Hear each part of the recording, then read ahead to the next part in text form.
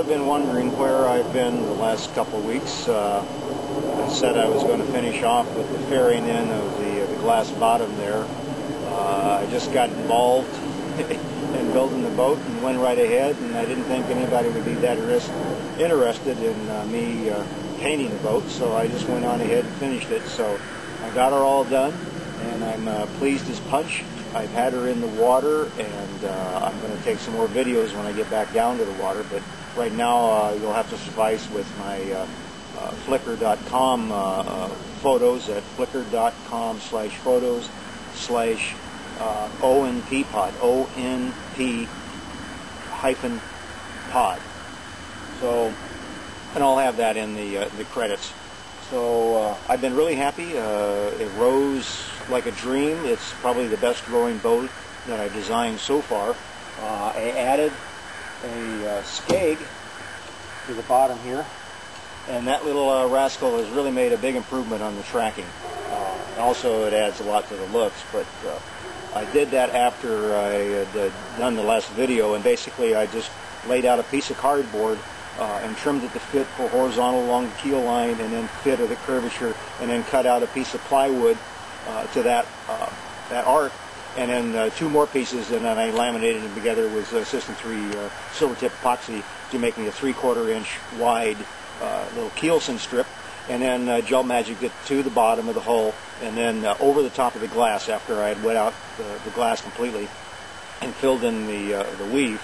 And then I put a couple of easy fillets along the side, and then a layer of glass tape on top of that, and then I didn't fair it in, but with the paint thickness it looks pretty good. So let me reset up, and I'll show you some of the insides. And the homemade gudgeons and the tiller work perfect, and it has enough weight in the tiller down lower end that it's self-centering, so that's another plus. As you can see, I've added my hatches on either side of my little tanks here, and then the bow hatch, and then the stern seat has its hatch in, and then let's see, what else have I done? I've got the little seats, my little sailing seats. I'll slip around to that.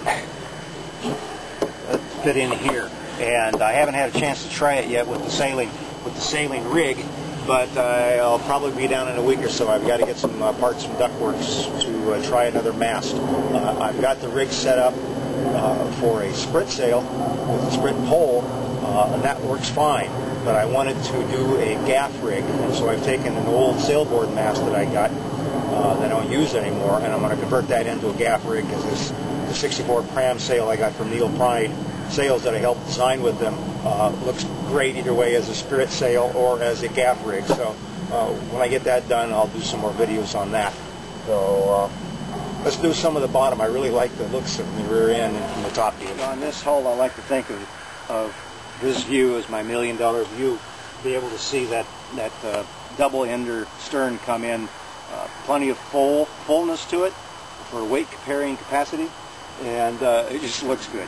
So first thing I did when I got the boat outside the shop and out in the ground here was to lift it up so I could look at that stern, and you can see a little bit of that keelson again. I'll move over to the side here so you can see the keelson I put in there, and it doesn't go back in very far, just enough to give it some direction, and I'm really amazed at how much direction it has, because normally when I'm counter rowing, one oar going one way, the other going the other direction, I can spin on a dime, but this boat, it does spin, but when you stop it comes immediately to a halt in about 3 feet after you stop. So that little guy works wonders. Okay. Now you can get an idea of the shape of the hull, and it's asymmetrical, and more so when you're right straight over the top of it. I really love the design of this boat. I just wished when I was cutting out the material for the breast hooks here that I'd taken some more of the sapelli, or whatever they call that stuff, this redwood here, and then made these spacers. Oops, get up here. I had made these spacers that same color of wood. It would have looked great. So my next hull, I'm going to do that to it. So, and then here's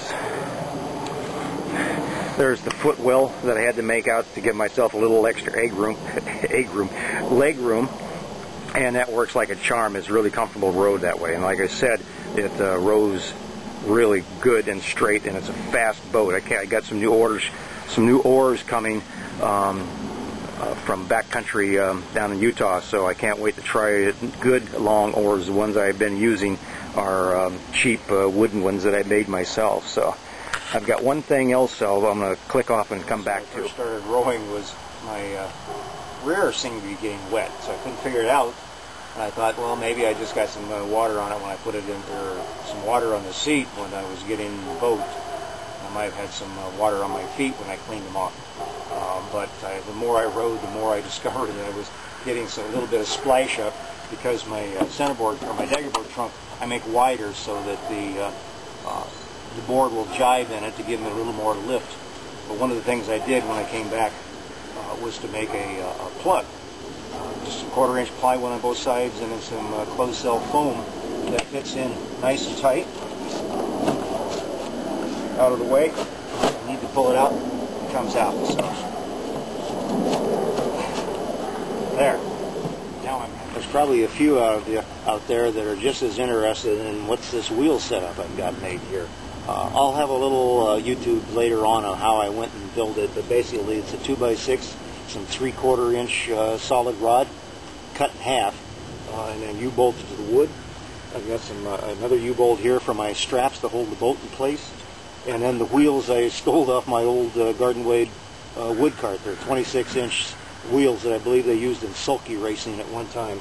I found a spot on the internet, which I will list when I do the video on how I make this wheel setup. And the wheels are like $35 each plus shipping. So I'm going to get another set to make another one of these so I can carry 2 boats easily. And the thing I noticed was that when I went down to the lake, I mean, I could just pull it along. It's perfectly balanced. There's no weight on me. All I have to do is pull it. But when you come to a slight downgrade, you got to be careful, because it wants to roll, and you've got to put on a lot of brake to hold it back. The boat did come in at 110 pounds. Basically, it was when I weighed it, it was like 107. But then that was before I added the hatches and a couple other little things that I put in it. So it's about 110 pounds or less, and I'm happy.